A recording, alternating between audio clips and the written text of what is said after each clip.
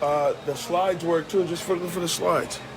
Unfortunately, I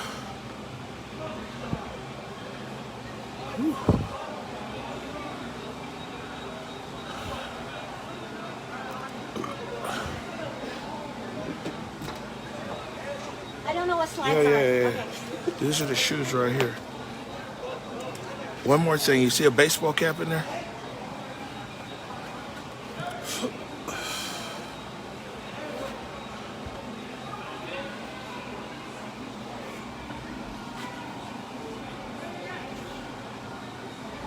Oh, we see a lot of movement on the field.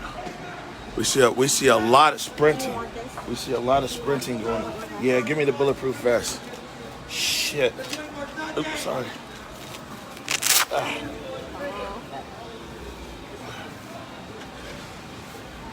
Give me the vest. All right, no, I'll get this part. Putting on the vest. Give me the vest. Shit. I don't have the key.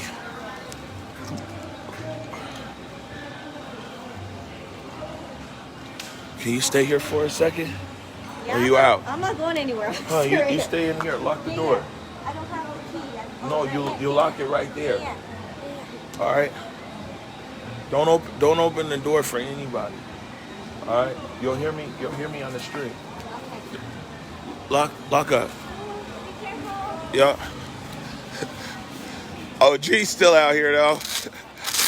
Look, I'm over here. I ain't gone to sleep. Yeah, I'm about to say, look, OG's still over here like, oh man.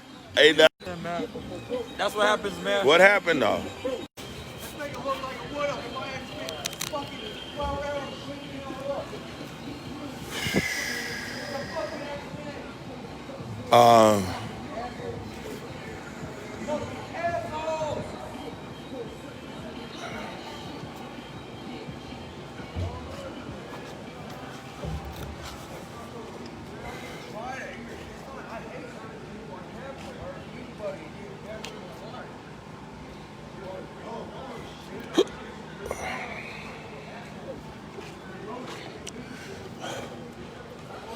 Yeah, I'll be honest with you. So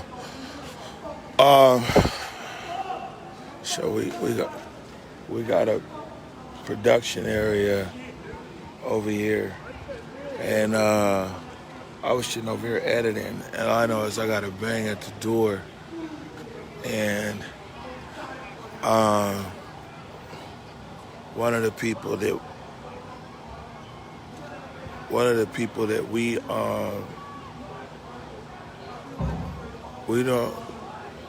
One of the people that didn't. I don't know. Yeah, I mean, I know what was reported to me, but I don't know what happened. So, because I didn't see it myself. But what was reported, and there's security people that's running back and forth. There's now what I'm hearing, not what I know, but all I know is people woke me up and said that there was gunshots. So it took me a second to even gather myself and put this vest on. Now I have no idea. I know I did see a lot of security people moving around in the background. I didn't see anything. Who's this? What's this? We got a lot of movement over here. We got a lot of movement. We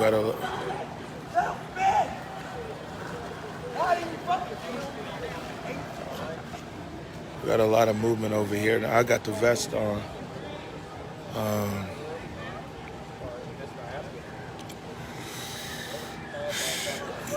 Yeah, I'm gonna fall back here for a second because you know what?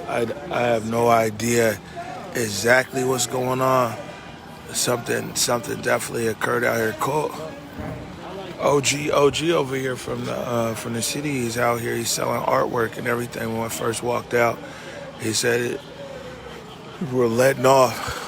That's a term for a discharge of a firearm, and I don't know where any of my people are at. So I'm gonna fall back here for a second, and I mean,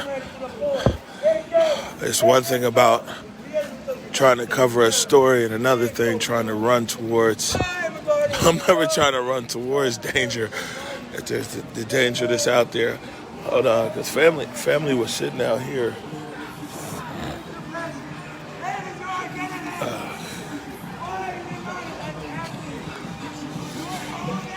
Hey, bro. What'd you say happened? They just start letting off. Somebody was shooting in the air? Yeah. It wasn't nobody get hit. All right. You know, same thing as in the parking lot of the Rose Petals or the Ramada or whatever. Yeah, you're talking to an audience that probably don't even remember Okay. That's all. I didn't know. It's all good. No, I'm old, man. Okay, I'm about to say you get hit, did you? Yeah, no. Okay, cool. No, that was the first thing. I didn't want to come back out here without a vest on, family. Oh, yeah, man. You know what I'm saying? That's good. My man raised no foot. That's what I'm saying. I see you out here. You're just, yeah, you see me out here chilling. You done been through it. You know what I'm saying? And I see you out here. You're like, see whatever. Me running something. I see you running. I said, but I mean, man, all I heard was just, right. Just kids, man. Just good up. Kids, man. Hey, what's good, man? Where at? Where's it at? Outside the perimeter. Oh, outside?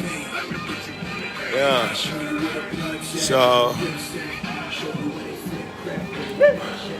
what I'm hearing is that something's occurred outside the perimeter. I don't know where Bobby's at. I don't know where Eric's at. I don't know where Jake's at. I don't know where anybody's at. So, we kind of...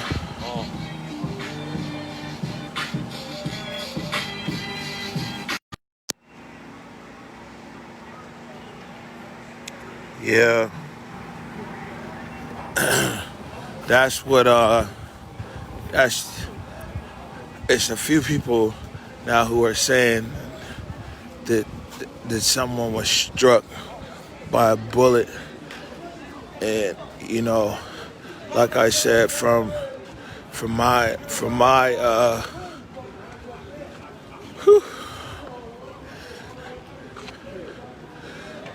so I just don't see any of my people out here. I mean, everybody went home. To be honest with you, I don't even know what time is it. It's 2:30. It's 2:30 in the morning. So, like, all our guys are home. And somebody came back, and that's when they woke me up. And, at this point, I'm not out here without the vest. You know what I'm saying? No, I didn't see what happened, family. I know it's be safe. I know that much.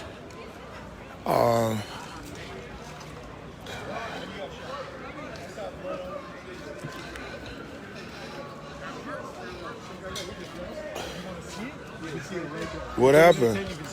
What happened? Someone's getting CPR right now. He got shot in his chest. Are you? So hold on. Trump is coming You gotta, I'm recording it live. You don't need to be on camera, but Right. maybe can you come to this side over here? This is where the microphone is, and just tell me what you saw.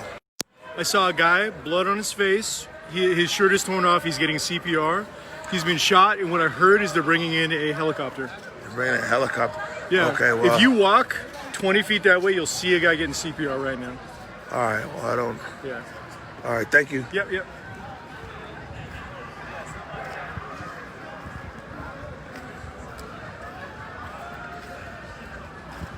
Hey, Bobby, I just saw your call. So at least I know Bobby is okay.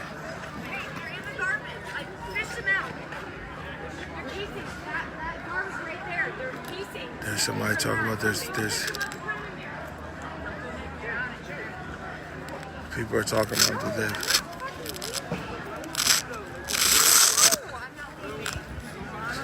clearly at this point, that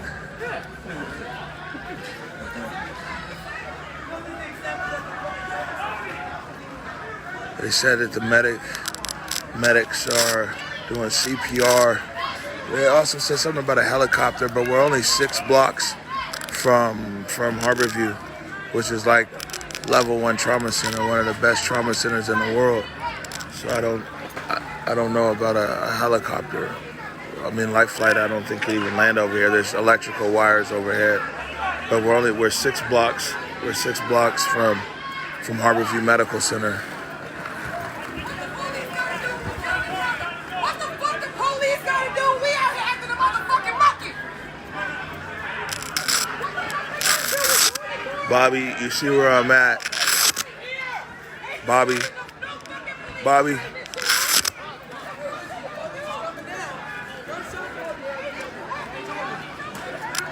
Hey, what's up, TK? Gunshots, somebody can pack this shit up and call it over. Gunshots down, pack it up, call it over. Pack it up, call it over.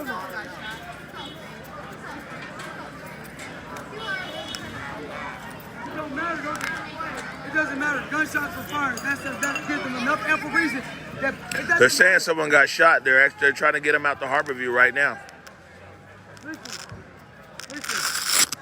They're coming for this, for sure. Somebody just got shot over, they're coming. Watch. They're plotting on this. They're gonna hear this on the news, and they're gonna fucking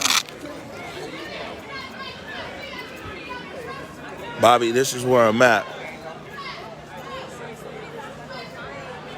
I can say I've never seen this many people inside of the actual medics tent. The medics tent's over there to the left. And you guys that follow the stream know that we don't even record in that tent because video on the everyday is not allowed over there into this tent area. Video is not allowed. There's so many people right now in that tent. We see lots of flashlights. Some of the security personnel, some of the medical personnel that are out here. I'm gonna fall back out here in the sense that, I just don't have enough understanding as to what's going on. I see all the clues and hints of everything, and I don't know if you guys can hear the whisper. Ooh, damn, the whispers that it's not whispers, but it's lots of different conversations that are occurring out here. Lots of different, like I said, conversations. Something definitely occurred. There, people are the guy who we just talked to off camera was saying I go over to the tent. You can see the guy laid out. I mean, clearly, that's not what I'm gonna do. We're gonna remain here at a distance. I'm out here in some slides at the moment. Do got the vest on, but I'm out here by myself. So now they're saying that medics are on the way. Okay, so it sounds like, is there anybody that's on that scanner? If you guys will put this in here, okay, is there anybody that has a report of medic 1 being dispatched up here to Nagel, 10th and Nagel?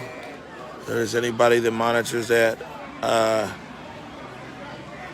Okay, DOA, Rancho Bravo. Shit. Whoa. All right, let's whew.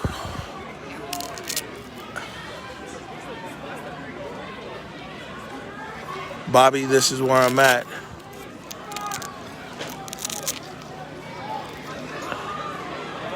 Bobby,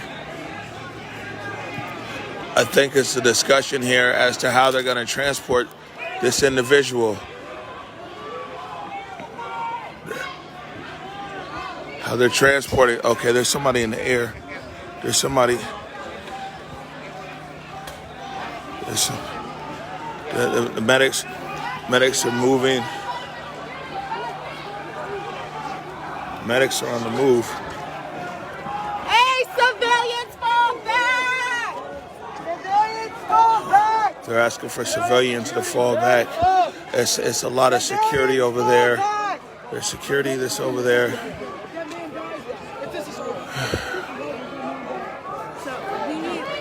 The medical tent is now emptied out. I don't know if the issue here might very well be transport. Bobby, this is where I'm at. Bobby, I'm on 10th and Nagel.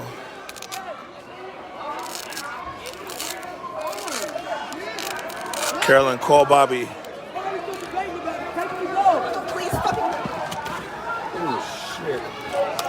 Take that nigga and go. Why are you still arguing? We got medics going different directions here. We got some other stuff that's breaking out. I'm gonna take a step back over here. I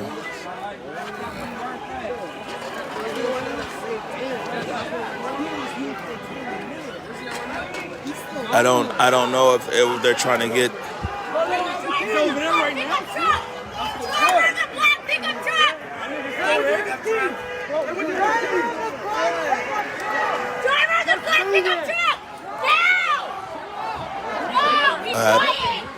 I guess this is a real life or death situation here, everybody. You know what I'm saying? I've approached this very cautiously in my reporting. There goes Medic 1. Medic 1 is now heading eastbound on Pine. Medic 1 just passed eastbound on Pine. This appears to be 100% a life or death situation as they're trying to move whoever the shooting victim is out of here into Harborview Medical Center. I would suppose is the next place where they will be going. Harborview Medical Center, Level 1 Trauma Center, is about 6 blocks away from here, just off of Bourne Street.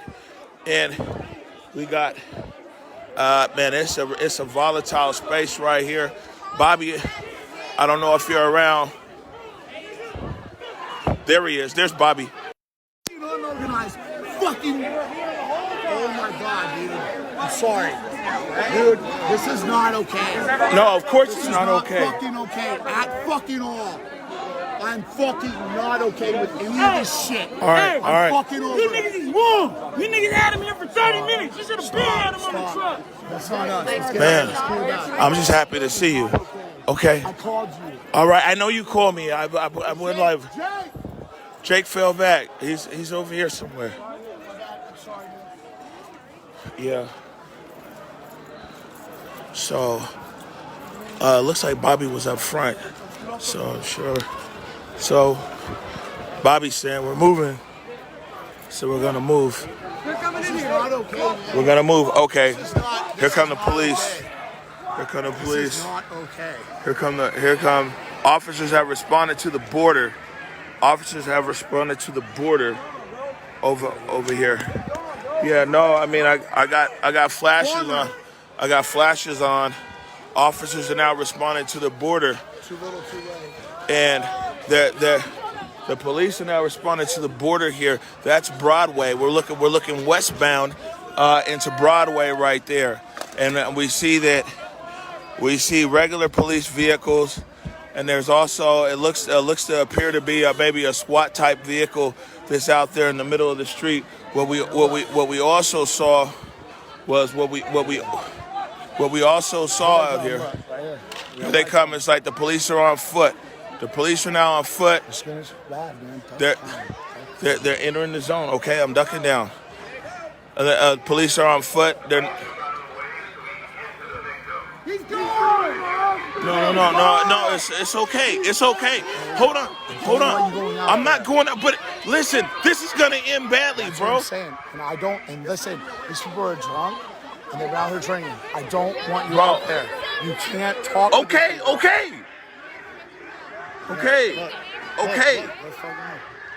Okay. The victim left the premises. The victim has left. He's gone! The victim has left. He's gone! Officers, the victim is left.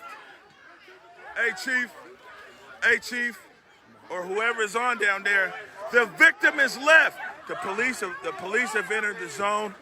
The police have entered the zone. The weapons are out.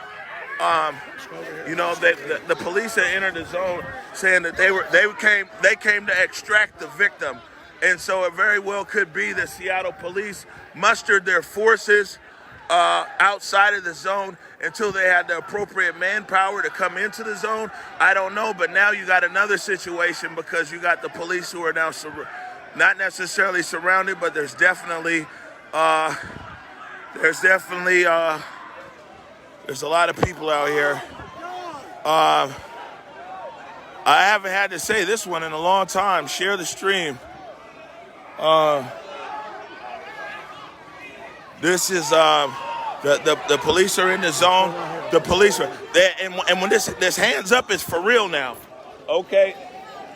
The hands up is very much for real. The police have come through. They mustered a small patrol through here of about 7, 8, 9 officers, and they're keeping their perimeter. They have the long guns out, and the police came in. They asked for people to move back so they could extract the victim.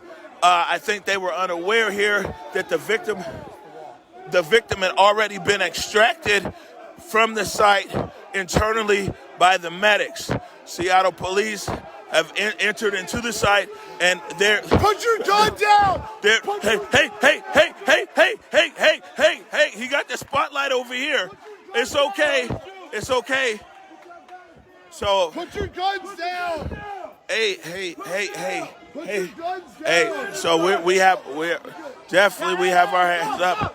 We didn't have our media. So now, yeah, guys need to stop chasing there. Oh my goodness.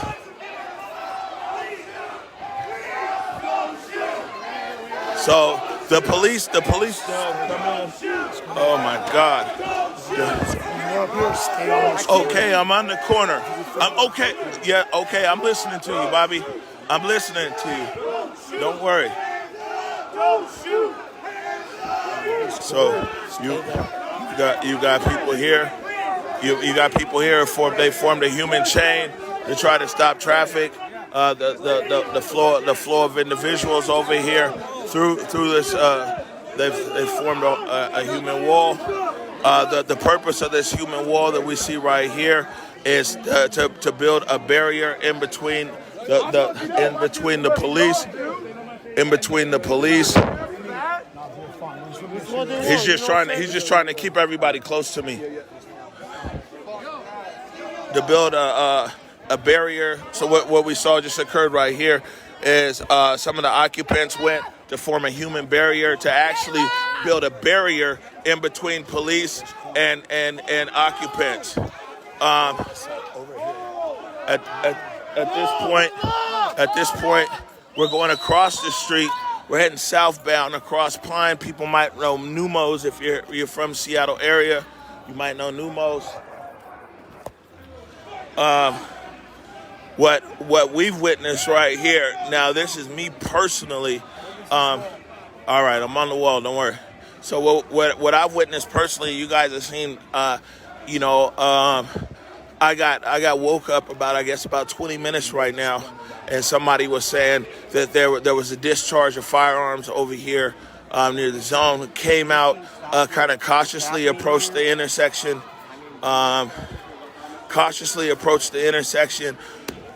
And tried to get an understanding as to what is going on.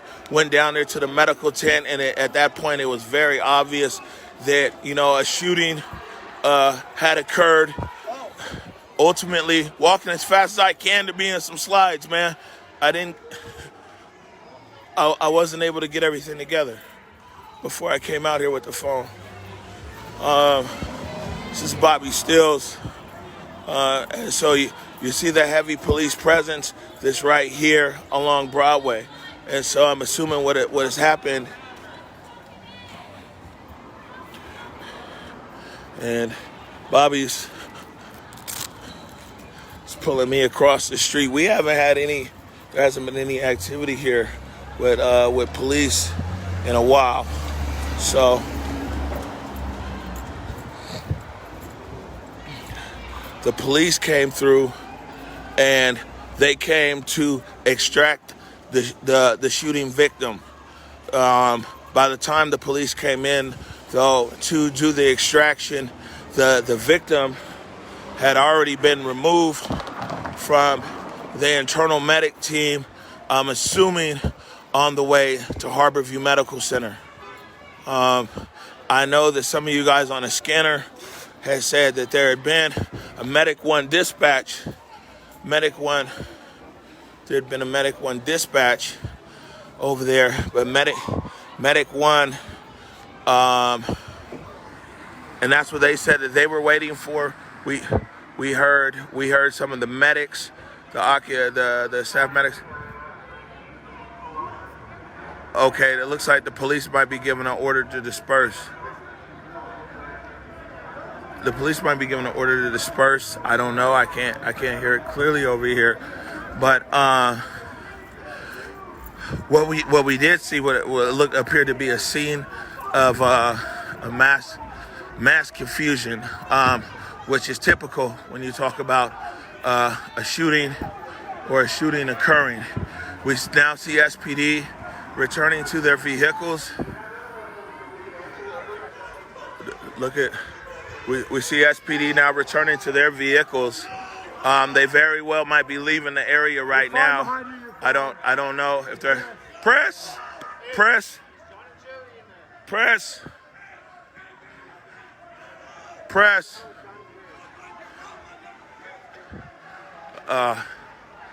This is there's a car here on the corner.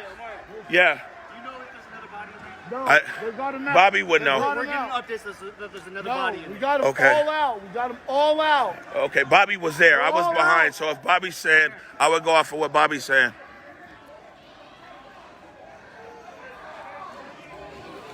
Omari, Yes. stay up against the fucking Okay. All right. I'm going against the wall. wall. Right here. Press. Car right here.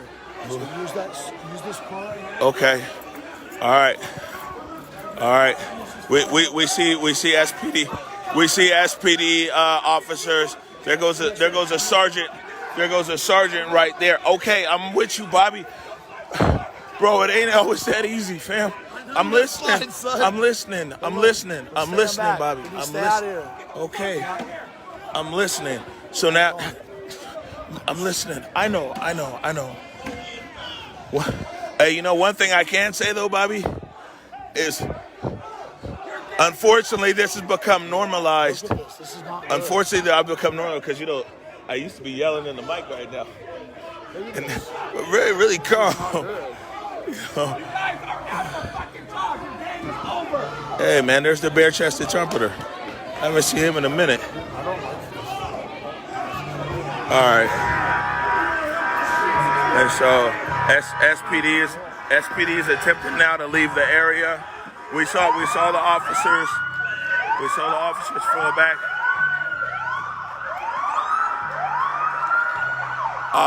We heard the officers say that they had reports that there was another body on the inside. I think you guys heard that there on the stream. SPD's now leaving the area. There's the sergeant back here. There's one car left. The officer it's one car left here. One car left here. Don't do It's this. one car, man. Don't do this, dude. Don't do this. It's one car left Don't here. do this. Oh my goodness. Oh my goodness. Hey!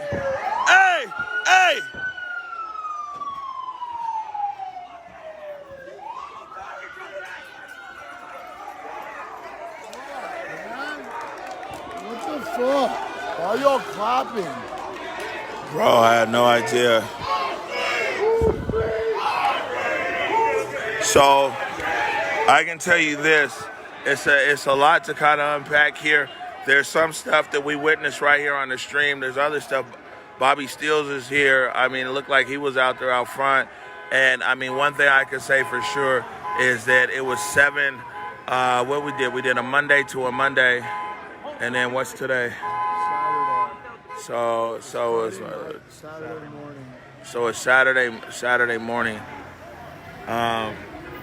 where there was absolutely there was no interaction with police or gun violence or anything out here. What we can say for sure is that there was somebody shot. I don't know if they were shot technically inside the barricade or the whatchamacallit of CHOP or outside, but I do know that treatment they were trying to give treatment at the medical tent at CHOP is where they were trying to give treatment at the medical. Okay, there he is. On 12? On 11. But, yeah. Again, is there another body in there? They ran that way looking towards me. Is there another body in I there? didn't go look. I was following you guys. Okay, thank you. Thank you, Eric. So I got Eric and I got Bobby, which is good. I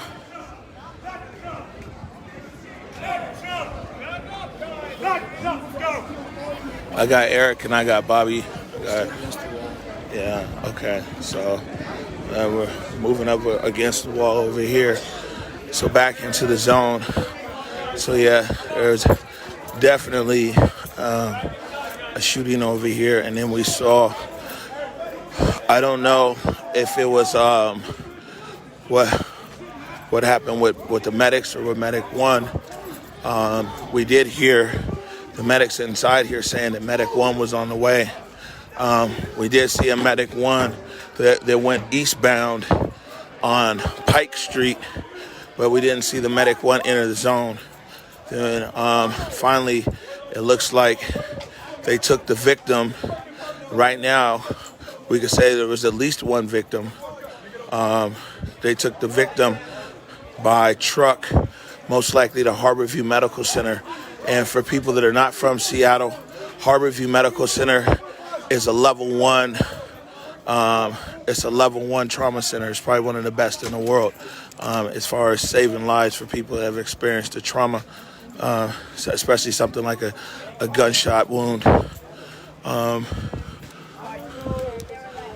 What we also saw is less than a minute or two after the victim was extracted out of the CHOP by the internal medics, we saw that SPD had mustered a force there on Broadway. This was the first time that we actually saw the police, visibly on the zone or in the zone. There's 7-8 cars out there, and the police, we saw them come out into a circular kind of formation, and they came in and they asked everybody to get back because they came to extract. They came to extract the victim. This is blood here on the sidewalk. Rest in peace. Yeah, there's blood here on the sidewalk. Definitely rest in peace.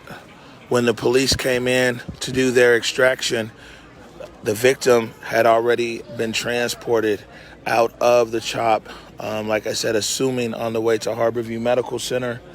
And what we just witnessed there on the other part of the stream was then the police interaction here inside the CHOP. They came in on Pine, 10th and Pine. They then proceeded southbound on Nagel, and then they basically went around the block to where their cruisers were. Their cruisers, as you guys saw, were on Broadway in between Pike and Pine. And we saw the interaction there of the officers of SPD getting into their vehicles and leaving the space. The officer, you might have heard him asking us, he was like, man, we're getting reports that there's another body in here. I'm back inside the zone. Bobby Still said that, told the officer that it was his understanding that everybody was out. They were out of the zone and coming back into the zone right now. You know what I'm saying? I can't say that everything is very quiet over here at the medical facility. I think you guys saw earlier in the stream, it was very much a state of chaos over there. There was a lot of people, huddled and people going different directions looking for some kind of emergency services out here in the CHOP. You know what I'm saying? Where? Upper left. So one of our security guys over here is saying that the victim was shot in the upper left, right near the collarbone. Medic one came up Pike Street. Is what I saw was. And so, I want to go see what happened over here. So that you're saying there was another shooting, Eric? Up here on the next block. I'm sure there's like 15 minutes.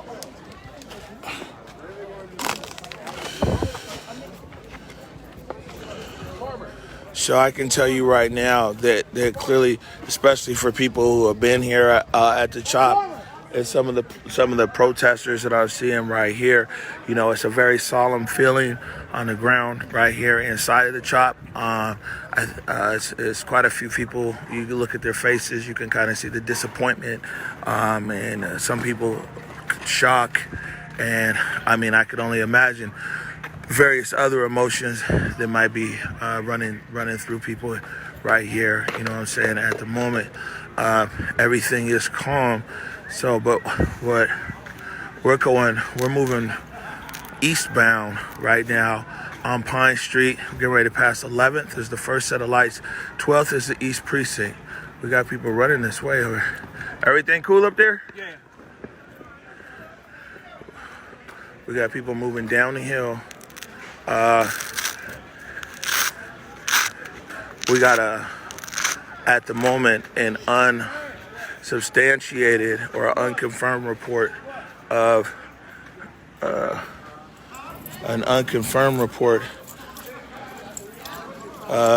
potentially another gunshot right here. You know what I'm saying? I'm good. Hey, what's up, Max Slug? I'm all right. Yeah, we're okay. Thank you.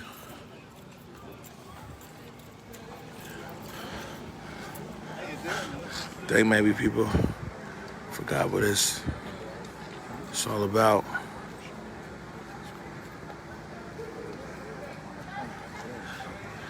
You know, it's crazy. Yeah, man. It ain't look too good for him, bro. I don't think he gonna make it. Get him out of here. They got him out of here. I think you saw the police extraction come through too, but he was out of here before the extraction.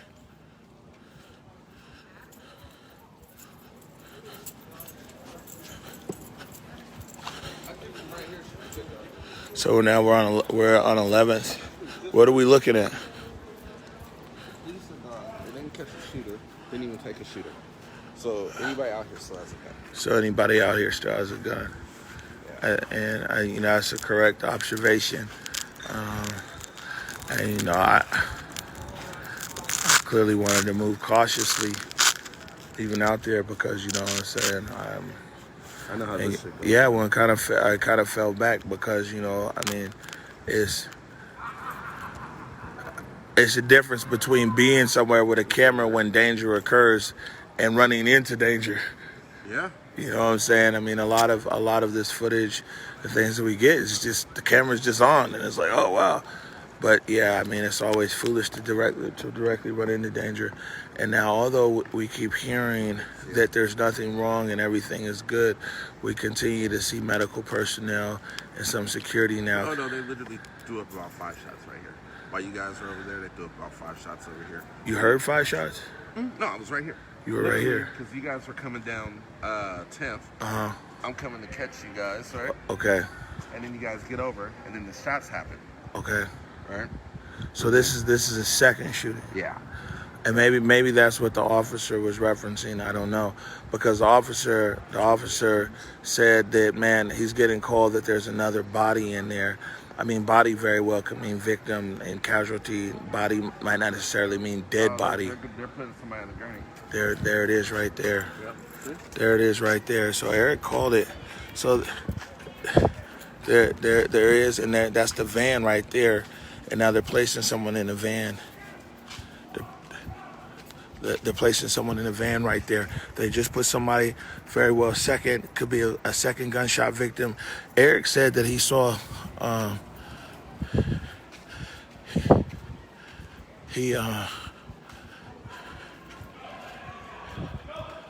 so now they're telling the van to go. They're telling the van to go. It looks like they put another victim over there, and this very well could be what the officer was referring to when he stopped on Broadway. He said they got a report that there was another body. Okay, and now this van This van is now leaving. This van is now crossed outside of the CHOP, and I'm assuming that this van is now again on its way to Harborview Medical Center. So anybody at Harborview Medical Center, I don't know if you're in contact, but it looks like there's another incoming up there to you at Harborview. I'm assuming a gunshot victim.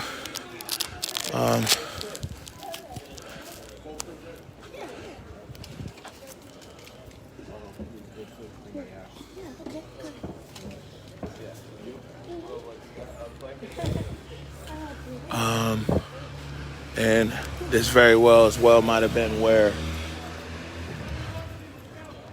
Did Medic 1 ever report over here? Is this where Medic 1 came? No one ever came. They drove by. Okay. All right.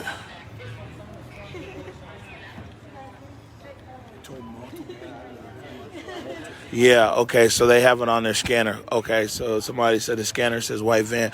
So it looks like that they're very well, they're waiting now at Harborview. I mean, for me, I think that's the only logical place for somebody to go if they've been suffered a gunshot injury over here is over to Harborview Medical Center, which is about 6 blocks away. And like I said, the police extraction came in over on Nagel Street, where they came in to try to extract the victim out of there. The victim had already been transported off of Nagel. The first victim, it appears to be 2 victims. The first victim was transported off of Nagel Street, 10th Nagel and in between Pike and Pine, and transported to Harborview, and then coming back up here, and it was Khalid who was over here. On this side, who said that there was a second victim that was out here, that it was a second victim that was out here. And I mean, despite some other reports, this said to the contrary. I mean, that turns out to be the case of what's occurred here. He said that he heard 5 gunshots on 12th Avenue, which is 1 block to the east of us, is what he's saying, is that he heard those gunshots 1 block to the east of us. And so what I can say with confidence right now is it appears to be 2 victims here in the CHOP this evening. 2 victims.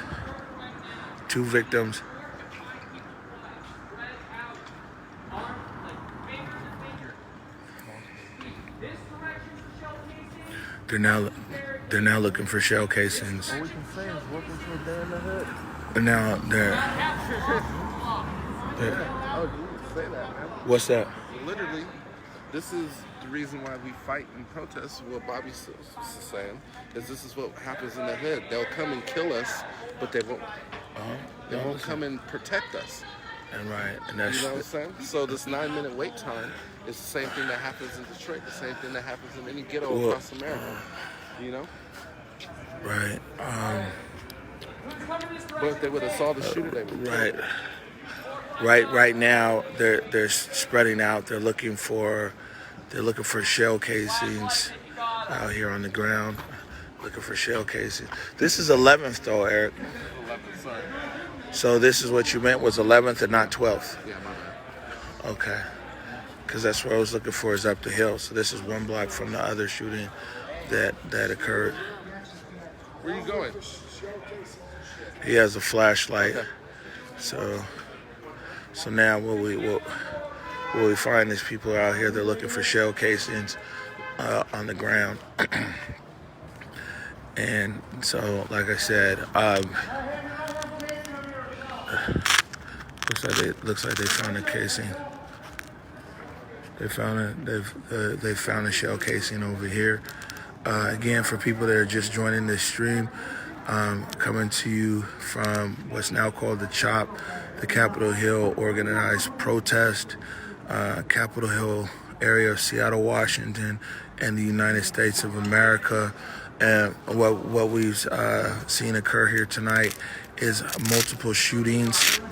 Multiple shootings occur here, basically within the CHOP, or you could say on the CHOP border. I personally saw two different extractions of victims or evacuations of victims here by the internal medical staff.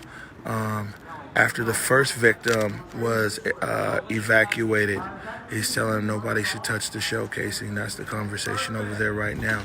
After the first victim was evacuated,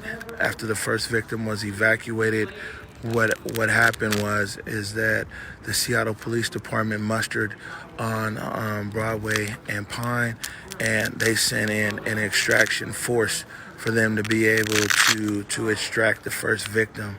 That victim had already left the area, and the Seattle Police Department then basically returned to their car and left the area. An officer, when they were leaving the area, asked me and Bobby Stills, was there another body in there? And to the best of our knowledge at the time, everybody had been evacuated. Came back into the zone and bumped into Eric. And Eric said that he was right over here. I mean, he didn't witness anything close up, but he said that he saw, the commotion around gunshots and things like that on 11th. At the time he said 12th, though. You might have heard it on the stream. Eric said 12th. And so we came back over here, and what we did witness was medics, again, putting another victim. Don't know what state that person might be, that individual might be. Don't know if it was a man or a woman. We do know that the first victim, the shooting victim, was a man. Let's move down here. We're gonna go and let these guys work and whatever they're doing. We do know that the first shooting victim was a man, and my understanding that it was shot in the shoulder area, but it seemed to be a fairly serious wound. I don't know if it was because of location, caliber of gun, closeness of the shot, or whatever, but there was a lot of confusion in getting that victim out of the zone. The medics said that what had occurred is they were coordinating with Medic 1. We did see Medic 1 traveling eastbound on Pike Street. Ultimately, the internal medics, like I said, took that victim most likely to Harborview Medical Center. The second victim here was very quiet on this back street, to be honest with you, compared to the first victim. The first victim, there was a lot of, it looked like a lot of friends or things like that, or people who had just seen it. And their case and trying to get them over to Harborview. So there's something that's going on over here at the CHOP. At the Bobby Morris Field.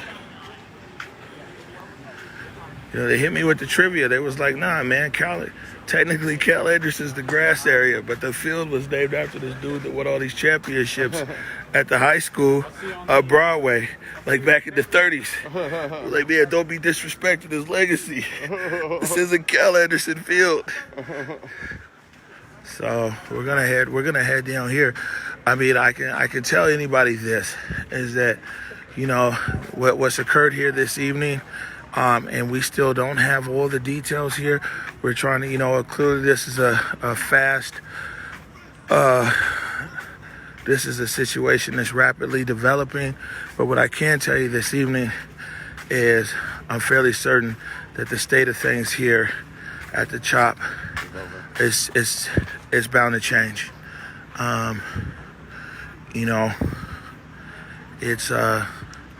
It's bound to change.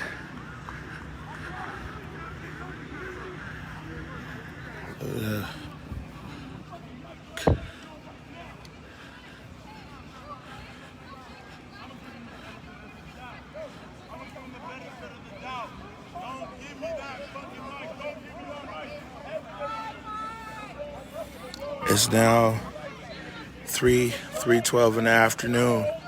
No additional. Yeah, I mean, there's no. It looked like there was one victim. There's one victim. Okay, hold on. Let me read posts. I thought they didn't need police. So.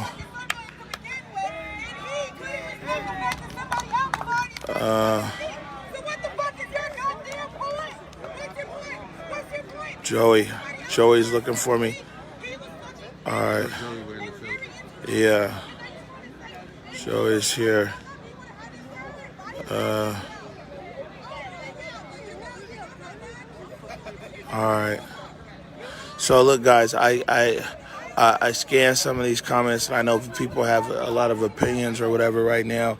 And I'll be honest with you, I mean, you guys have the luxury for any comment or any direction or anything. I'm really just trying to do my best to be consistent with our level of coverage here with the best resources that we have. So, you know what I'm saying? People should also understand that when it comes to a violent crime, and a gun and things like that, there's a lot of sensitivities. Hey, what's up, Joey? What's up, guys? That's my guy right there, by the way.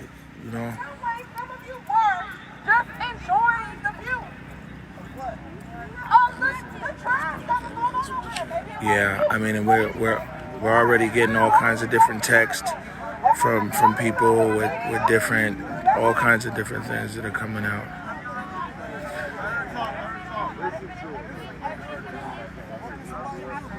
This is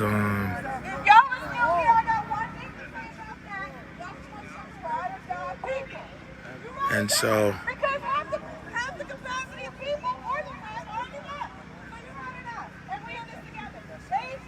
right. They have literal money on our heads. We don't need anything to them right now. Okay? So, with that being said, you gotta protect this. You see the homeless crowd of whatever's going on. Yeah, it's They're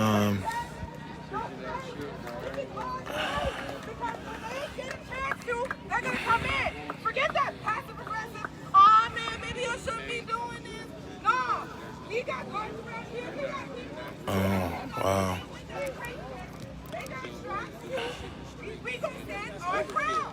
So this speaker right here is saying, watching them do that crap, the police come and they don't care about any of us.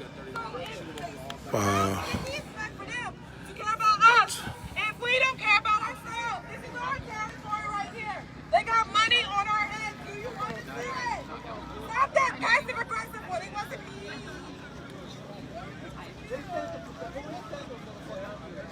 What do you know? They didn't send them. It was literally, they didn't send them. They was literally watching some hood crap happen right outside of our precinct. Also, this is what happens when you have oh yeah.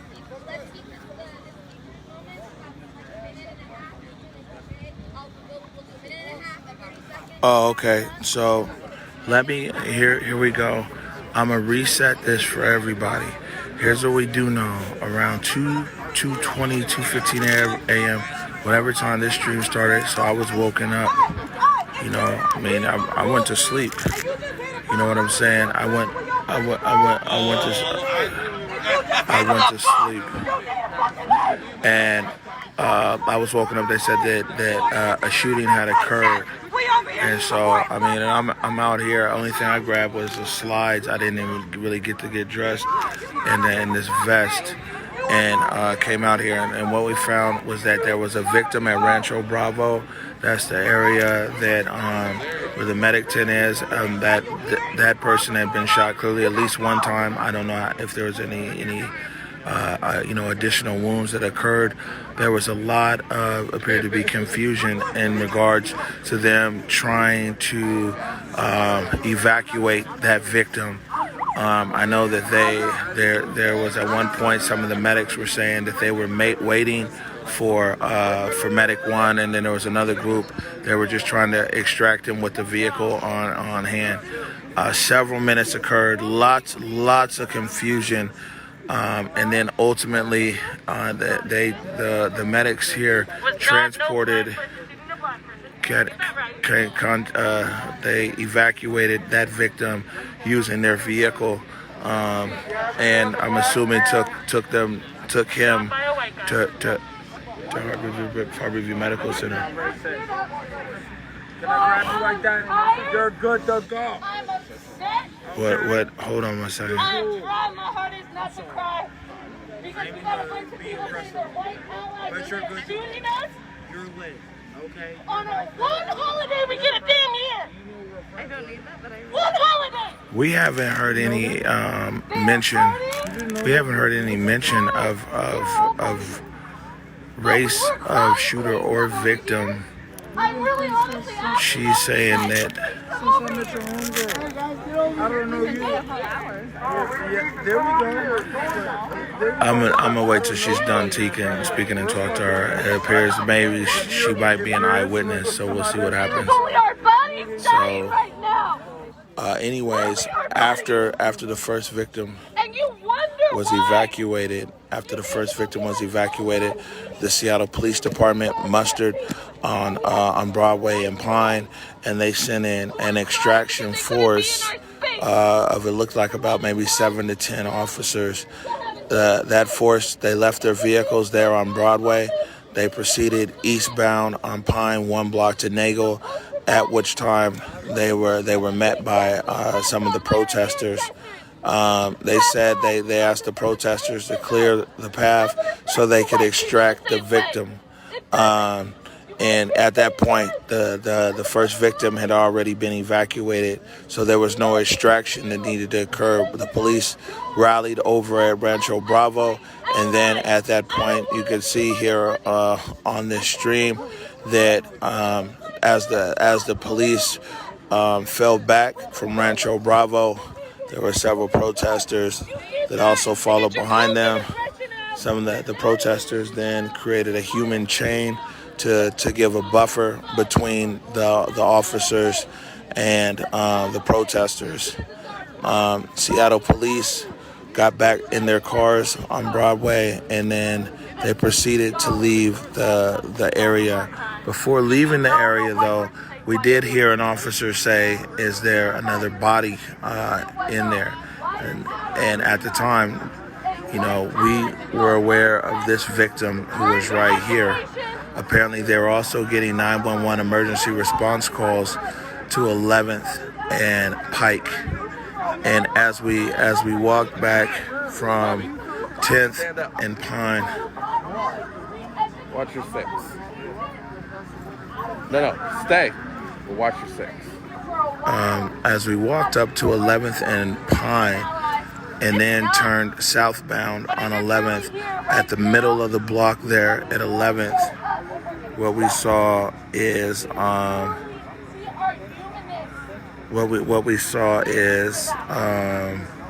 another victim that was down there, and we also saw that victim. We also saw that victim being extracted or evacuated that time in a white van, and also with a gunshot wound. And assuming that victim also went out to Harborview Medical Center. Went to the Harborview Medical Center. And then we also saw the people over there looking for gun shell casings. And so, yeah, I see that this stream has been shared probably by quite a few people. So let me introduce myself. My name is Omari Salisbury, and I'm actually an independent journalist who's been covering the protests since day one. Back up 2-9! I've been an independent journalist. I've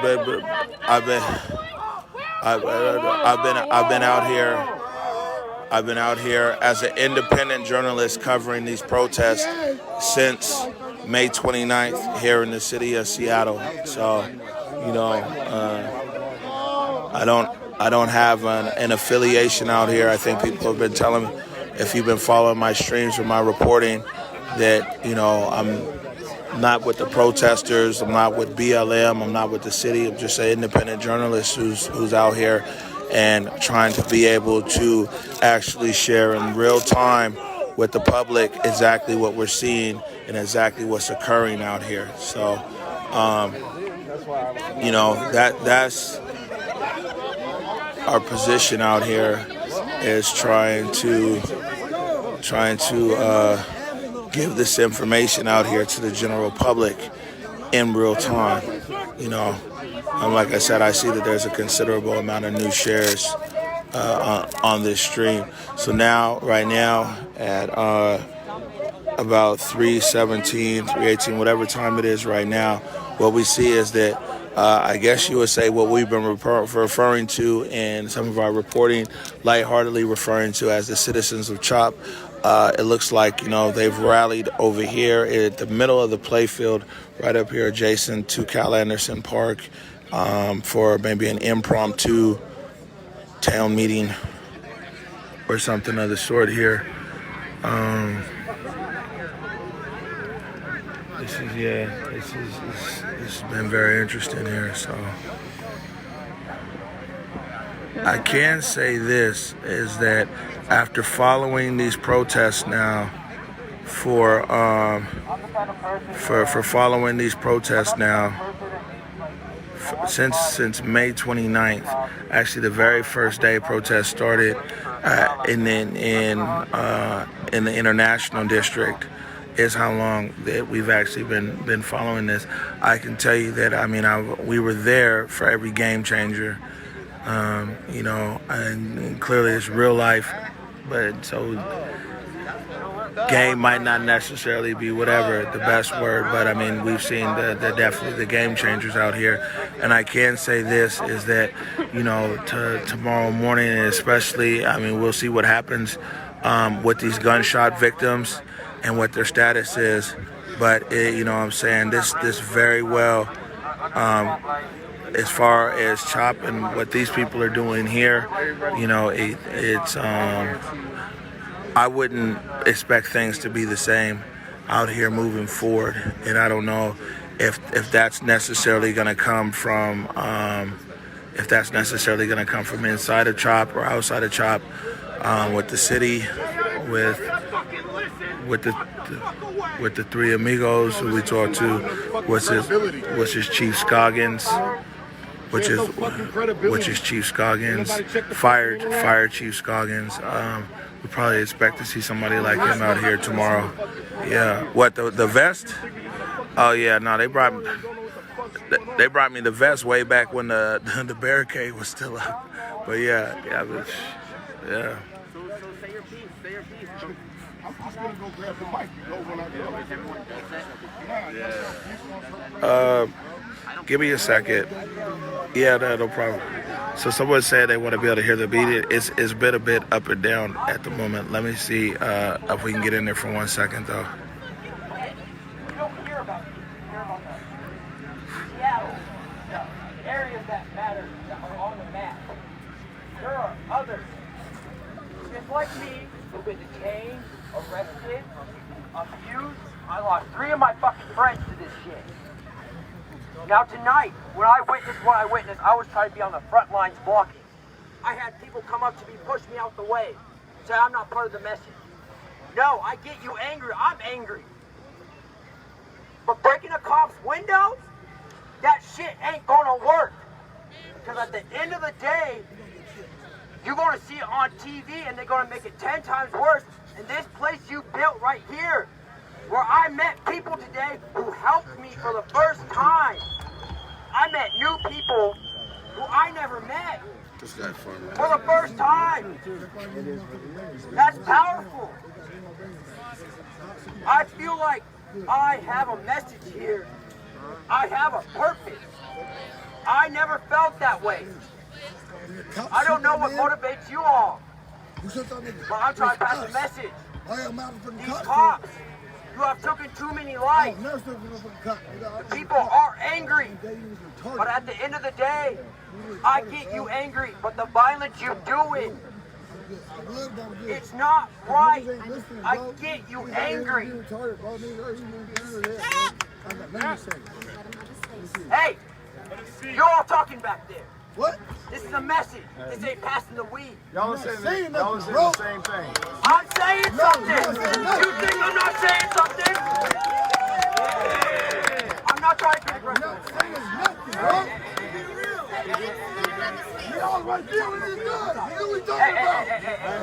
I'm not trying to disrespect you. I respect you. I don't know who you are. You barked up the wrong shit. That's what it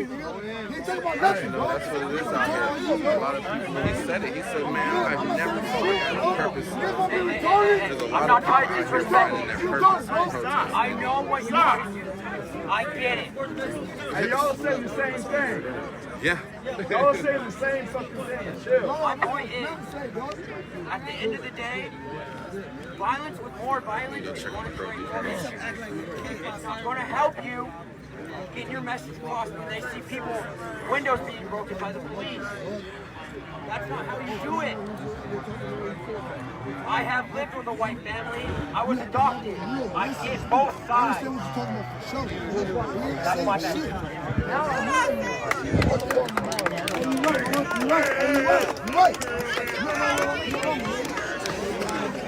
Seriously. Please. I'm going to call them to everyone. I need it. We're going to move up here where they have a mic where everyone can hear.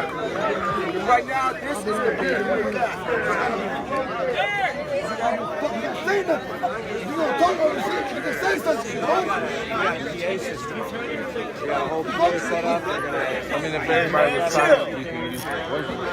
Chill.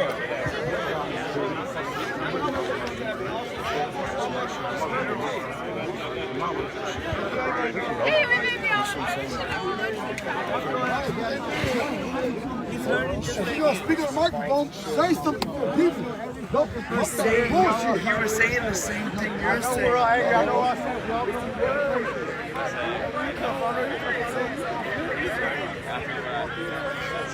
I was going to feel weak.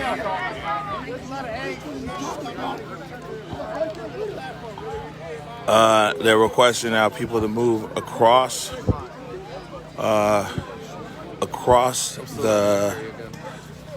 the play field over here to where there's a PA system.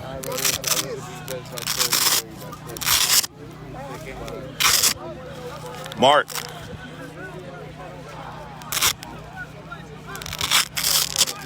On Juneteenth. What? Do you have any idea? You know, there was a second victim. This team? Yeah, there was a second victim that we saw on 11th and Pike. We saw that they were placed into a white van and it looks like transported over to Harborview. Then after that, they did a shell casing search and they found some shell casings over there. It's absolutely disgusting. These people didn't come here because they wanted to change the road. They come here to party and punch it up. Literally. Everybody's got that going on right now. But really, it's a really sad day because it was Juneteenth. And we end up losing a brother out of it. I know, man. So check this out, man. Homicide investigator. Does that mean, does anybody have any report from Harborview? Somebody said homicide investigator on the scene. It hurts me because you know what? Yeah, I knew that brother did not. Someone reported now on the microphone that they said he knew the person who died. So very well, we can't confirm that there's a fatality. We can only confirm that there was shooting or shootings that occurred. Everybody's halfway fucked up and buzzed out here, and that isn't our message. That's not our purpose. That's not what we're out here doing. That's Farmer. I'm sick of it. You know, this Guy named Farmer. You guys might have saw. Scanner said DOA at Harborview Medical Center. gonna So step what you up. guys? So So check this out, man. I know everybody's grieving and going through some pain. is there any word on the second victim? I'm gonna just take a step back here. But I think it's time that we sit down united as one. They're talking about Divide United the here. relationship as far as racism, black, white, yellow, orange, purple, and really relay this message out and get our voices heard. Because us sitting on our ass and not marching, not going out here and sitting here fighting for what we're sitting here, what we're out here for. One DOA, second victim is responsive. All right, so they're saying, what they're saying on here is the scanner is saying one DOA and our review and the other one is responsive. And I think, and I go out and I talk to people. I see what's going on with everybody. Some people new, some people old. But then I came out here last time and I said, it's time for us to step up and be this capstone. Fatality was a 30-year-old now, black being this male. capstone takes responsibility, takes courage, takes time to sit there and step out of You your guys, shoe and into look a at this different stream. direction. Eric's up front over there. And when everybody's out here and having this misdirection, So we've got it's fucking everything up. one DOA as reported here. The speaker right there, former, is also as well saying they're speaking in the past tense. And I was just over here at Juneteenth sitting here having a good time, laughs with family, kids. Yeah, what they're saying there. Elders. One DOA, okay. It's time we start making a stand and responsibility. I'm gonna put it out here. No more drinking. This is time to educate. Come on. No more doing this stupid shit out here. Because we're out here in a pandemic. People are getting sick. People are going through this every single day. And I'm proud that you guys are still out here sitting here fighting this fight, but it's getting to that point to where we need to start fighting this fight out here with the goddamn government. Right. The SPD. Right. These people that are sitting here taking everything away from us, that we can't sit there and be substantial and live. So,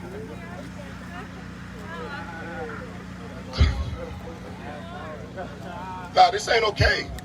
This ain't okay. This is not okay. Hey man, you in the back sitting here laughing like it's the joke, man. It's not. This is where we start correcting people and taking forth our actions and being held accountable, because you know what? We ain't gonna be able to lead this fight if everybody's thinking it's a fucking joke. Check yourself and wreck yourself. Right, thank you. He's out of pocket. So check this out, man. Starting tomorrow, and this is gonna go live, I want everybody to call their friends and call their families. And we about to sit out here 12:30, 1 o'clock, and we're getting together and we're marching all around this goddamn city. Woo! There's no sitting on our asses anymore. It's not sitting here playing around and playing these little games. It's not time anymore. It's not. It's time to step up and be leaders. Stop playing this follow game. I don't know how you guys feel, but I'm sitting here seeing somebody sitting here dying right in front of me on the goddamn table. And it's a brother. And it's a white man that shot him. So if this ain't opening up your earlobes from race to your feet, to your head, to your ears, to your nose, to your mouth, you better soak up this game and what's going on out here and read that King County Equity now. Read it.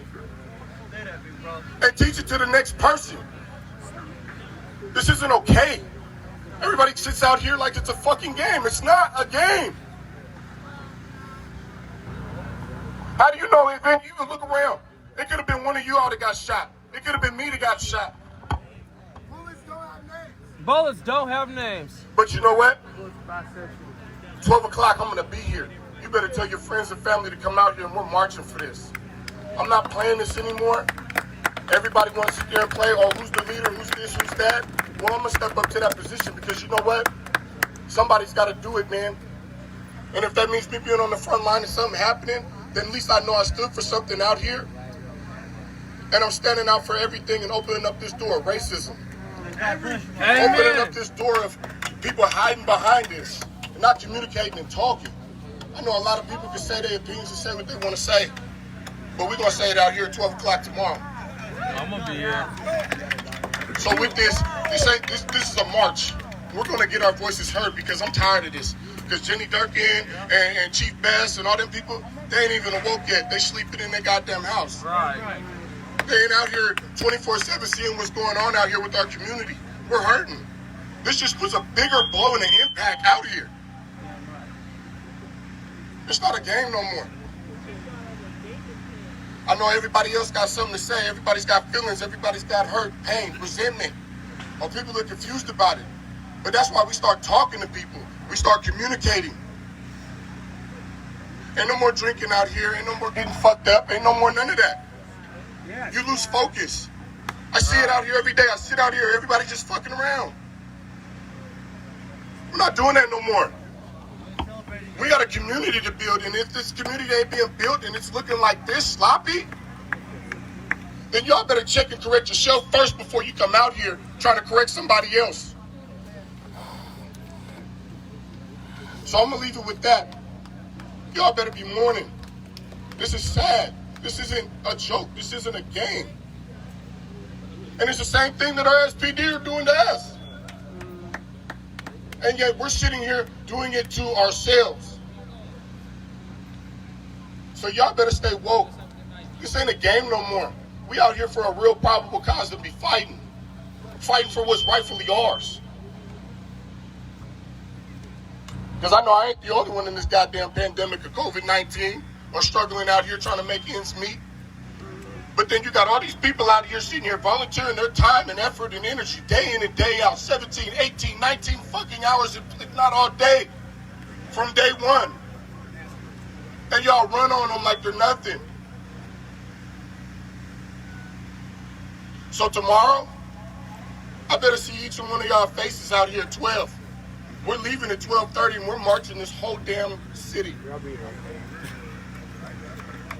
So get your rest. It's going down.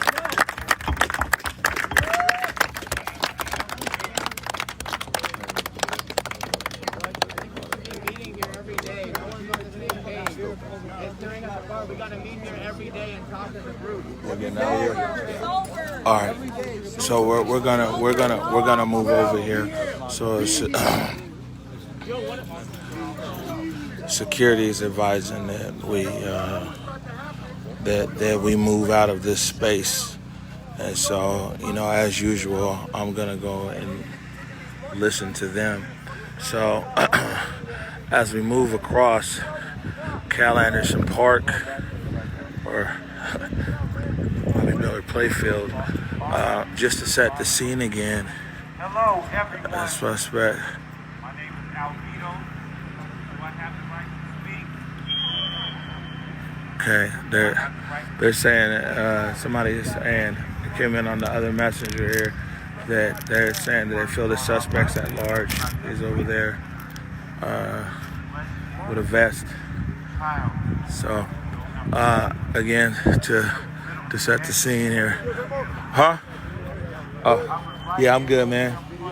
I'm good, man. Thank you. Yeah, thank you, God. God bless you. Be safe. Like I said, we've been covering this story really from as many sides as possible since the story of the Seattle protest now, which has evolved into in the chop. There's a very loud bang we just heard right now. Let's go. I don't know what that was. Let's go. So, like I said, we've been covering this story now of the protest since the first day here in Seattle on May 29th.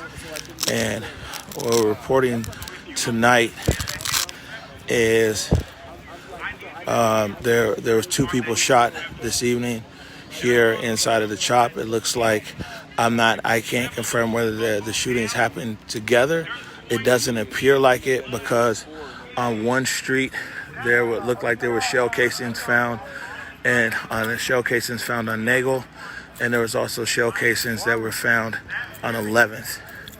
So because there was 2 different sets of shell casings and the locations of the victim, I'm no expert in all that, but I'll go ahead and make the assumption for now that 2 separate shootings occurred in the chop, particularly not too far apart.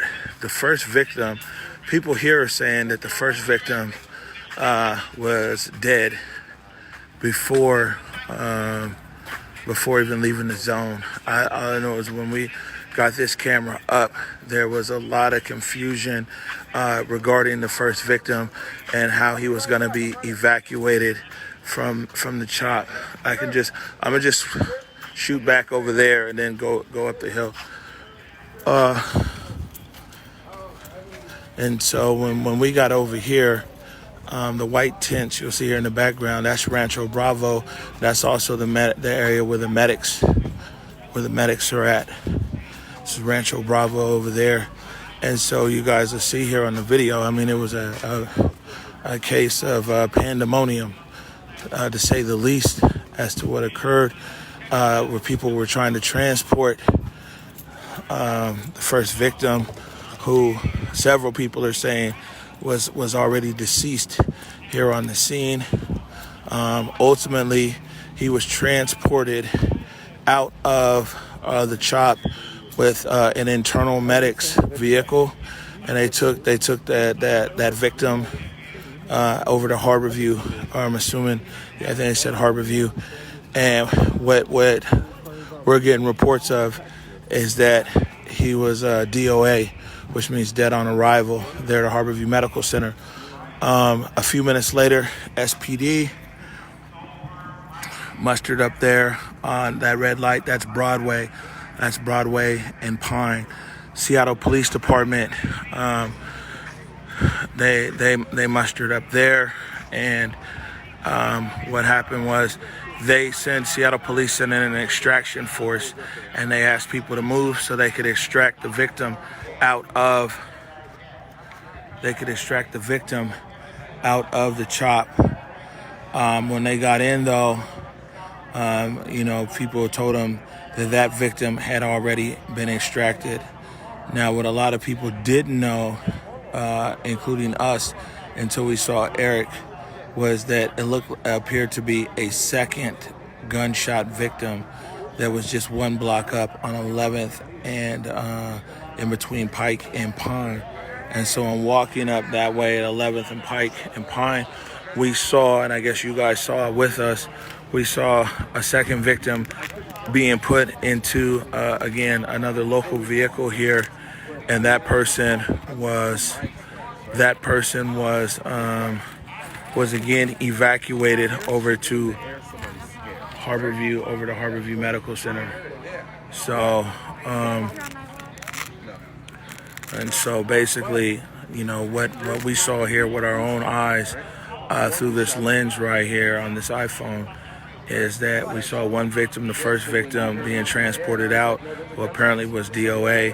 We saw the second victim being put inside of, like I said, a local vehicle and transported. After that victim was transported, the one that was on 11th Avenue between Pike and Pine, they did a search for gun shell casings, and there was at least one casing at the time that we were there. It was at least one casing found, and of course they're searching for gun shell casings with flashlights. So you know what I'm saying, there very well could have been various more gun shell casings. After that, what we saw is the people who are still remaining at CHOP, and by the way, the population here got real small real quick. But the people who are still here at CHOP right now that have gathered over there on the ball field, they've gathered over there at the ball field, and they're actually having a meeting. They're talking about perhaps marching or demonstrating or doing something tomorrow. There was also some talk about different reconciliation and everything else. What I can tell you is this, as somebody who's, like I said, been reporting on this matter, kind of like I said, from day one, from May 29th, and then all the way that Saturday in downtown Seattle, 8 days when the police had the Western Barricade here, and then now since the Western Barricade lifted, there was 1 day of who knows what this is, and then it turned to CHAZ, and now to CHOP. What I can tell you is that, what's occurred here this evening in CHOP, that there's no way to think that this isn't going to be, it's going to definitely change the situation that's going on here. Very well as well change the city's position as to what's going on here at CHOP. It very well may change, like I said, the protesters' position as well, as is in regards our protesters or occupiers going to continue to be in this space. You know, or some of these people, they're like, hey, well, you know what, it's gotten too serious for me, you know, or some protesters going to, you know, double down into the space. We've heard, I mean, if you guys have been following our reporting here, you know, and we've if you guys know me, we've spent a lot of time talking to everybody here. So we talked to our protesters, we talked to people against protesters, we talked to the Proud Boys, we talked to the religious people, we talked to residents, we talked to everybody, because, you know, having an independent lens and an independent viewpoint to be able to get as many perspectives as possible is important. And I think that that's our responsibility here. And one thing that we have heard, you know, from some of the residents here, one of their biggest complaints is that, you know, late night noise and, you know, people being out in the streets late at night, or people drinking in the zone, or things like that. And so, you know, there's already a sentiment amongst a lot of the neighbors here who, you know, in all honesty, when you talk to most people here, they're like, yeah, well, you know, this is Capitol Hill. A lot of people watching nationally, internationally. I see Twitch has picked up the feed. So, I mean, there's literally tens of thousands of people watching now globally. Is that, you know, Capitol Hill has always been known as a very progressive type of neighborhood. It's also been a neighborhood that's had a lot of protests here. You know what I'm saying? Over the years, this was traditionally, I guess you could say still is, the LGBTQ, you know, like neighborhood. Over the recent years, there's been a lot of displacement with that. But, you know, the progressive nature, I guess you would say, of this neighborhood and everything else, it is a neighborhood that's seen a fair share of protests and a good fair share of people who feel like, you know what I'm saying, they have a capacity to see what's going to happen here with the CHOP. This is also a neighborhood on the flip side of things. I'm okay, thank you. I need to move around. Thank you. This is also a neighborhood that, you know, this is also a neighborhood that very well might be tired. You know, there's this area right here, the CHOP. So a lot of people might not realize this, is that it is a residential area, and it's also a very big commercial area as well. You know, I mean, with small businesses, you know, there's a few national chains that are over here, but the majority of businesses in this neighborhood are small businesses, and you know, it's a good number of people that actually live in this neighborhood who, one way or another, that they want things to stop. You know what I'm saying? Clearly that doesn't speak for everybody, but it would be disingenuous to you as the viewer not to be able to bring in the different viewpoints here in the conversation about different sentiments here in the CHOP, and, you know, how people feel about it and everything else. And I say all that to say this, is that, you know, there's quite a bit of people who have been sitting on their hands, so to speak, kind of be like, hey, well, man, let's just see what happens. And clearly something happened today. And I don't know, again, what the problem that we've been reporting on here, and not just us. There's a lot of media outlets here in Seattle, nationally and internationally, is, you know, leadership on the side of the CHOP. And what we saw right here tonight as well is you saw this guy Farmer, who we actually had on the stream before. You know, he's like, well, man, if nobody's going to lead, then I'm going to lead. That very well might work for him, or it might not. I don't know. That's to be determined. But the bigger question is now, I mean, when the city responds to this tomorrow, when the mayor and the police chief, because clearly they have to say something tomorrow. There has to be something. But who do they meet with? Farmer. That's the big question, and that's continued to be the question. And I think that's one of the things that I think that's one of the things there where there's continue to be an issue here is because there has not been any kind of formalized leadership within the CHOP. I know that in speaking to them, because we're always trying to talk to, like, man, who's the leader? Tell us, like, what's up? You know, what are you guys planning? What are you guys trying to do? The lights are now off. Is it 4 a.m.? So now the lights are now being cut off over at yeah, I mean, it's my job to give all the viewpoints here. Like I said, man, I don't have a horse in this race. You know what I'm saying? My job is just to report as I see it. And, you know, and that's one of the most important things I could do is, you know, let everybody speak and get as many viewpoints here. But a big problem that we're talking about tomorrow is, who does Chief Best talk to tomorrow? Who does Mayor Durkin talk to tomorrow? Because, you know, although there's been a lot of success, I wouldn't say success, but there's been a lot of progress with operational communications. And in that, we talk about Fire Chief Scoggins. We talk about S.Dot Director Zimbabwe. And we talk about Omari, who is over at Public Utilities. They're in constant negotiation around here over operational things. Hey, you know, we want to move a barrier over here. We want to open this road, or we want to do this, or we want to do that. And Fire Chief Scoggins and, you know, basically the fire department, S.Dot, and Public Utilities have been out here every day from day one since the Seattle Police Department left the East Precinct. And actually, I think we're on a global audience over here. They've routed it, so I'll give you guys a shot of the East Precinct before I go back inside. Question remains: who does Mayor Durkin talk to tomorrow? Who does Chief Best talk to tomorrow? Who out here amongst these citizens of CHOP actually is the authority to turn it on or turn it off? This is what people have taken pride in, everything being a leaderless resistance, so to speak, thus far.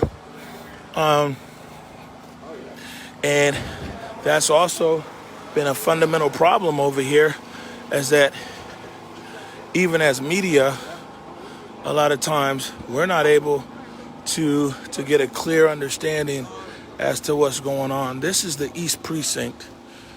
This is a precinct that was abandoned by the Seattle Police Department over a week ago.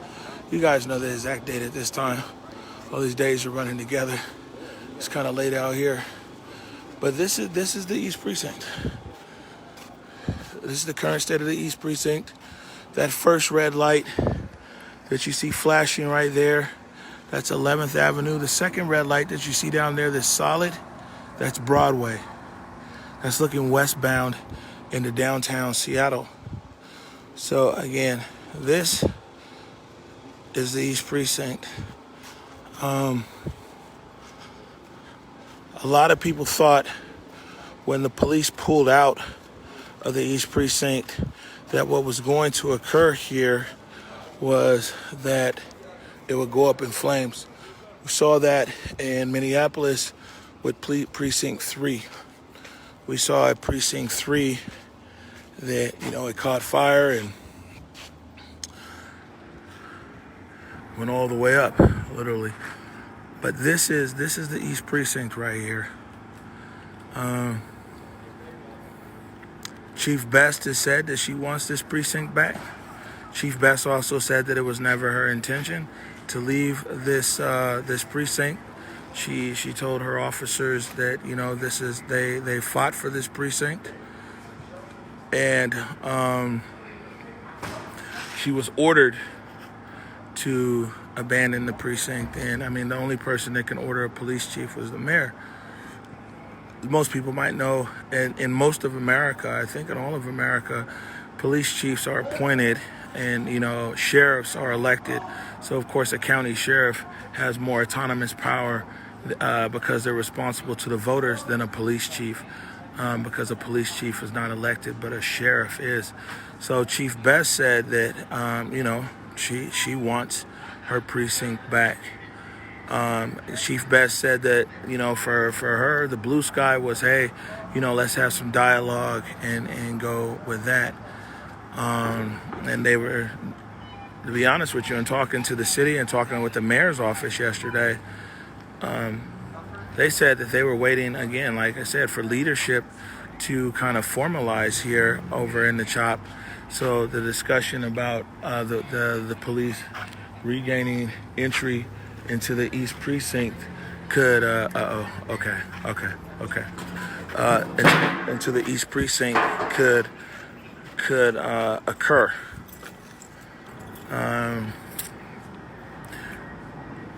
It's gonna be early morning out here, you know what I'm saying? And the day we're done. And a day that, I was just telling these guys that on the last stream, I was like, man, I finally get to sleep in.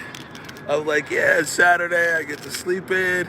It's gonna be all good. It's always in a barbecue at Georgia. Yeah, we got, and it's been, it's no sleep for the weary out here, you know what I'm saying? But no rest for the wicked is true. So, like I said, this is the East Precinct, and this is when they talk about the bargaining chip and everything else. And, be clear, as someone who's, like I said, been following this story from day one, there would be no CHAZ or CHOP 100% if this precinct was not abandoned. The abandonment of the East Precinct is actually what created a vacuum here for this, for the autonomous zone, and then the organized protest and everything else to occur. So, we'll run this past everybody one more time, or we need to go and regroup ourselves and actually get some sleep. So basically, about 2:30 is when I was awoken, and at the time somebody said that there was gunshots being fired. So kind of went out my shorts and some slides. We used to call them flip-flops, the shorts, slides, and bulletproof vest to be able to try to see and cover what was going on. When I got down there to Nagel and Pine, it was just chaos. We saw that, clearly there was something very wrong. And it turns out that, somebody had been shot there, and it turns out actually died there. And they were trying to get that person. They were in the medic tent at Rancho Bravo, and they were trying to get that person to the hospital. Apparently and I can't confirm this part, but apparently into what some of the medics were saying, they tried to coordinate with Medic 1, but clearly that coordination just did not occur. They weren't able to coordinate with Medic 1 inside the zone. At that point, what happened is that the medics here inside of the zone transported that individual, who people are saying here was already deceased on the scene. They transported that individual to Harborview Medical Center. About 2 minutes, no more than 5, I think it was about 2 minutes, the Seattle Police Department mustered their forces up there on Broadway, and they sent in what could just best be described as an extraction force. As they proceeded eastbound from Broadway towards Nagel, over a speaker, they asked for the crowd to back up so they could extract. They could either them personally or either lead a corridor in to extract the victim. When the police had reached here into the scene, what they found was that first victim had actually already been transported out to Harborview Medical Center. The police circled the block back to Broadway, and then basically got inside of their cruisers and left the area. It was a bit of a toss-up there with the police and some of the protesters, but over covering this from all these weeks, we've definitely seen worse as far as interaction there. And as far as us at that point, I found Bobby Steele's over by Rancho Bravo, but then we came back in here. Eric said that he had heard some additional shots fired. Additionally, we thought it was on 12th which is the block right here that the East Precinct is on. It turns out that it was actually on 11th, which is one block down where the flashing red light is. And we proceeded southbound on 11th into the barricade area, and we could see that there were medics there that were working on a victim. The medics at that point put that victim inside of a van, assuming that that van as well went over to Harborview Medical Center, which isn't very far from there. Then began searching for gun shell casings.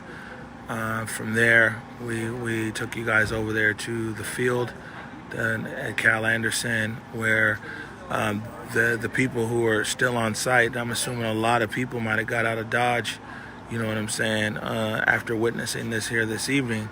But the people who were remaining came over there to the playfield, and they had a discussion there in regards to, one was about reconciliation and understanding, the other one was about taking some kind of action in regards to potential protest or something tomorrow. Don't have a lot of details on that. So, man. Can I close it out? Can you show them the lobby where they tried to break into over here? I got permission to show the lobby. Do you want to walk over here? Yeah. So 1 second, we're gonna follow Bobby. And this is the thing. So earlier today,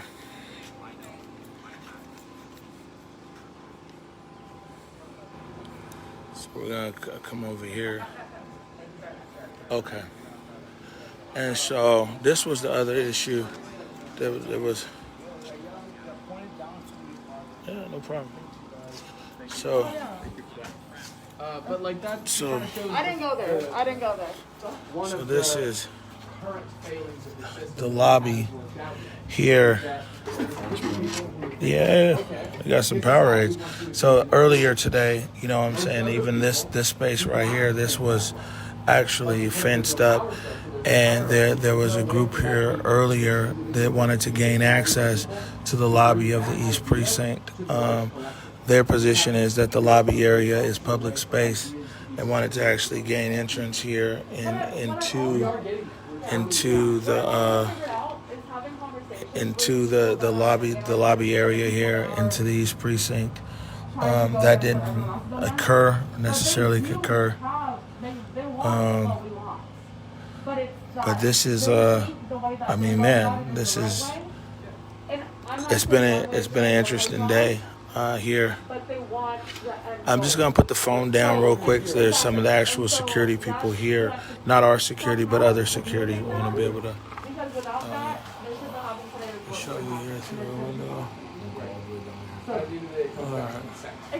But yeah, so that lobby right there was a point of contention earlier. What they, and when I say they, I mean there's so many different factions of people within the actual CHOP. But so it's a faction or a group that, you know, wanted to occupy that space there inside of the precinct. And this right here, I would say the shooting occurred within the 2 o'clock hour. I don't know the exact time. So this is the abandoned East Precinct. See, there is where the sergeants park, huh? So, you know.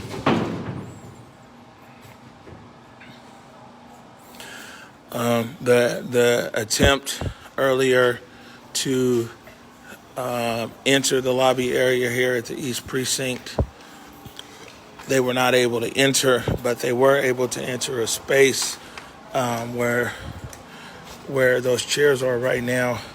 There was fencing earlier, and they said that they called it an easement. So I'm going to put the phone down now. Just give me 1 second. Right? It's a more peaceful. Everyone's able to come. But I do feel like some people are here for the wrong reason. Thank you guys. Thank you. Thank you guys for showing us. Yeah, no problem. So this is where it's at right now, guys. You know, yeah, there you go. Yeah, so that's where we were just at over there in the garage area. And yeah, we'll just get a corner there. They can see that window on the left side of the screen. This is the East Precinct. I've been saying for a while that this story covering the protest here in Seattle is like peeling an onion, man. You know what I'm saying? It's just another layer and of stuff, and big questions for tomorrow morning, even within a few hours here. Again, is what's gonna happen in East Union, huh? Again, a big question here is what's gonna happen 222. So 222 and 251. So that means that if this information they're giving is correct, that means that while guys were actually circling the block over there, that's when the second 911 call came in. But things to think about for people who actually follow this stuff is that tomorrow morning, or actually in a few hours today, the Mayor Durkin, Chief Best, people, they're going to have to want to address the city. People are going to want to know, like, hey, man, what's going on here? Two, so it'd be interesting to hear, what the mayor and what the chief have to say about what has occurred. Thing number two is like, man, in order, whatever this is or whatever it's going to be, if there is no actual leadership over here in this CHOP, and we've been trying to find a cohesive leadership or where it's going to be. I mean, who's the city supposed to even talk to? Who is it that they're supposed to sit down with over here? And then another thing is a lot of people might not be aware is that there are the non-lethal weapons. So say people want to clear out. They're like, okay, well, we want to clear these people out of CHOP. The Seattle City Council passed a law that bans all non-lethals for the most part. So it isn't like, the police can come in here and clear this out with tear gas. They can't come in here and clear it out with pepper spray. They can't come in here and clear it out with rubber bullets. And I mean, their force is actually limited. And so, like I said, how is this thing? It's just an onion that keeps peeling over here. So even if the consensus is that, okay, well, man, that say people are like, okay, they want CHOP cleared. What options are there to clear it? I mean, so that's the flip side of it. There's so many different angles and perspectives to be able to approach this with, and what I'm saying, I would say for people following the story, I mean, it's good to look at all the different options and angles here, and see what happens. And I don't know if the city of Seattle's ban is banned. They're banning the use of those things, specifically of non-lethal, specifically to the SPD. Or is it banned by any law enforcement that comes into or operates within the Seattle Police? I say that because they like National Guard. You know what I'm saying? Does it apply to them? Does that apply to the state police and things like that? So I don't want to put the cart ahead of the horse, but like I said, for people who are really following this, the interesting conversation tomorrow is going to be is who exactly is the mayor and Chief Best. Who are they going to be talking to over here? Because at this point, I know, like I said, they were waiting for a leadership and things like that to emerge. But I got a feeling that there's going to be a lot of pressure, down there in City Hall by people here, in the Capitol Hill area, and maybe just the general citizens of Seattle to kind of get a grip or understanding as to what is occurring over here. And on the protester side of things, it's like if there's gonna be a leadership, now is definitely the time. I want to thank everybody for joining in tonight. This was definitely unexpected live, but what I'm saying, I want to be able to tell people, it's like, hey man, if you like our type of reporting here from the CHOP, go ahead and like our page, Converge Media. You know what I'm saying? Yeah, sure. So what happened was I heard through the grapevine, my guy right there, he was saying it was the rules of the street that happened tonight. It was pretty much the rules of the street. Some guy was snitched or something like that. Told on some people, they knew where he was, and it's unfortunate that it happened down here at this kind of protest situation. Things got out of hand, and it's gonna look really bad. You know, I don't know if he made it, and there's another person that got shot. Well, the first victim died, the one in Rancho Bravo. Yeah, he didn't make it, unfortunately. The second victim, they're saying, is responsive at Harborview Medical Center. Okay, great news for that. However, one person is already deceased. I'm sorry for their families. My heart goes out for him and his families and all his loved ones. And the things of the street is, the rules of the street, I guess, cannot be broken, and you cannot hide. Right. Well, you know, I mean, so the thing is, thank you for your analysis. Yes, thank you. You know what I'm saying? The thing is that, you know, for us as a media here, we need to confirm quite a few things, and I'm not in a position to confirm those this morning. So, you know, this gentleman here is offered some analysis in regards to what he thinks that the motives were. But I think that what we want to do as well is hit the street here early in the morning and be able to talk to some additional eyewitnesses out here as well. Because I think, at least for the first shooting, there seemed to be an abundance of eyewitnesses that are out there and hit it up. So we just got a video that came in as well, so we'll look at that. Look, we're gonna get out of here, everybody. Like I said, man, if you find the level of reporting and everything here at Converge Media, something that benefits you, or being able to keep an eye on things here, invite you to like our page. You know, we broadcast, we've been following this CHOP story for quite a while, you know, and we'll continue to follow it. And we'll be updating you tomorrow. We probably expect to hear from city officials tomorrow as well, and we'll be down there and talk to eyewitnesses on the scene. Man, wherever you guys are out, God bless, and be safe, have a good evening.